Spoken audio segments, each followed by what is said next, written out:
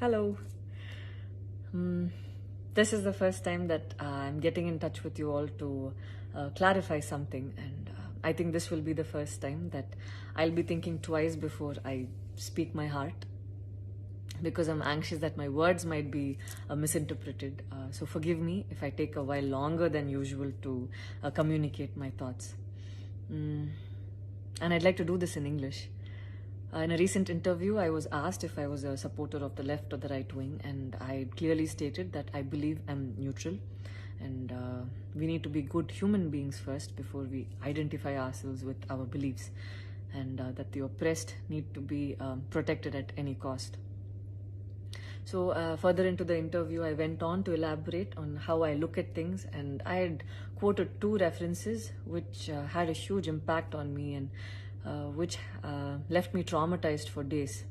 In fact, after I watched the film The Kashmir Files, I had the opportunity to speak with the director, and this was 3 months ago. I remember telling him that I was disturbed seeing the plight of the people at that time, and being someone that I am, I would never belittle tragedy like the genocide and the generations of people who are still affected by it.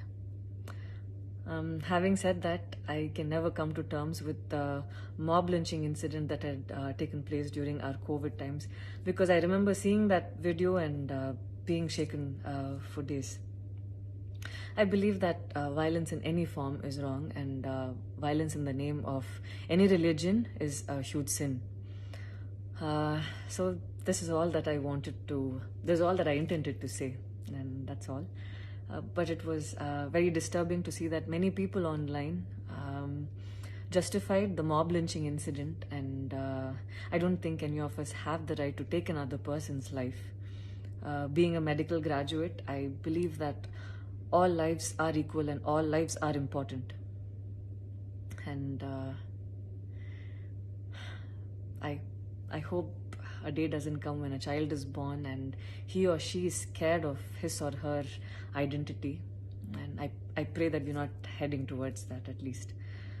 14 years of my life, my school life, I remember every day going to school and chanting, "All Indians are my brothers and sisters. I love my country and I'm proud of its rich and varied heritage." So maybe it went so deep into my head. And we as children would never